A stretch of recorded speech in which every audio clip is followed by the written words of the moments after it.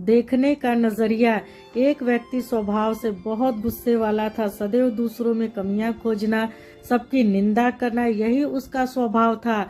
समय पर माता पिता ने उसका विवाह कर दिया तो वह हर बात पर पत्नी के भी नुक्स निकालने लगा। उसके भोजन बनाने में, घर संभालने में, हर काम में कमी ढूंढकर उसे डांटता रहता। वह दिखने में अच्छी थी, उसके बनाए भोजन की सब प्रशंसा करते थे, परंतु पति को कमियां ही नजर आती।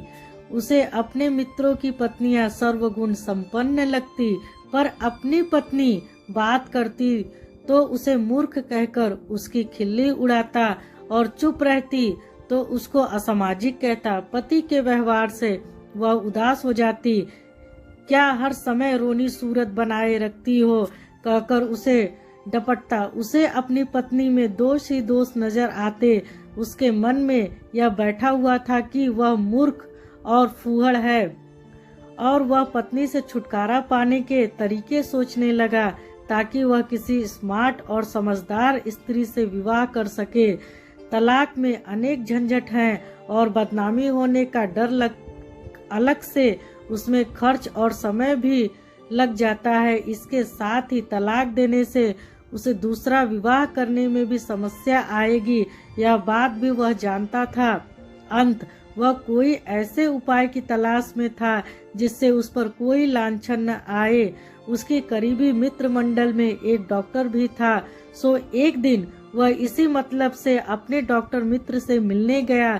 उसे अपना राजदार बनाते हुए कहा, कोई ऐसा जहर हो जो धीमा असर करता हो ताकि किसी को संदेह न हो और पत्नी से छुटकारा भी मिल जाए। डॉक्टर ने पहले तो समझाने की कोशिश की, परंतु वह अपनी बात पर अड़ा रहा कि उसकी पत्नी सुधर ही नहीं सकती। अंत डॉक्टर मित्र ने दवा तो दी, परंतु साथ में ही हिदायत भी दी कि इस बीच वह अपनी पत्नी से बहुत अच्छा व्यवहार करे, उसके साथ प्रेम पूर्वक पेश आए, उसके काम की तारीफ करे, मीठे स्वर में बात करे, कभी उसे घुमाने ले जाए और कभी उसके लिए उपहार ले आए। यूं 20-25 दिन बीते होंगे कि पति परेशान सा उसी डॉक्टर मित्र के पास गया और बोला, वह पूरी तरह से बदल गई है, भोजन भी अच्छा बनाती है, मीठी बातें भी करती है।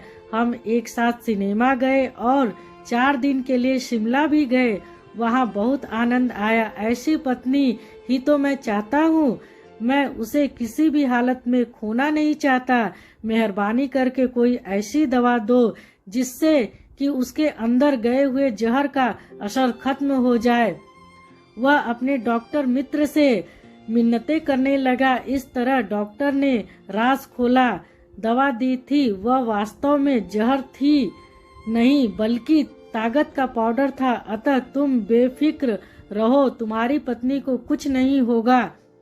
तुम्हें उसमें जो इतने नुक्स नजर आते हैं, दरअसल वह सब तुम्हारे अपने नजरिए के कारण ही था। हम सब मित्र तो पहले से ही उनके गुणों से प्रभावित थे।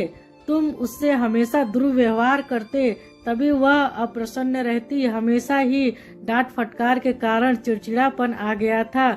उससे तुम्हारे बुरे व्यवहार के कारण वह दुखी रहती थी। बिना कारण उस पर चिल्लाते थे तो वह कभी तो उत्तर देगी। अब तुम प्यार से बोलने लगे हो तो तुम्हें उसकी अच्छाई नजर आने लगी है और वह भी प्रसन्न रहने लगी। वास्तव में बदली वह नहीं, तुम बदल गए हो, तुम्हारी सोच बदल गई है और वह पत्नी अब तुम्हें अच्छी लगने लगी है। दोस्तों, आई होप आपको यह कहानी पसंद आए तो प्लीज लाइक, शेयर, कमेंट और सब्सक्राइब करिए। धन्यवाद।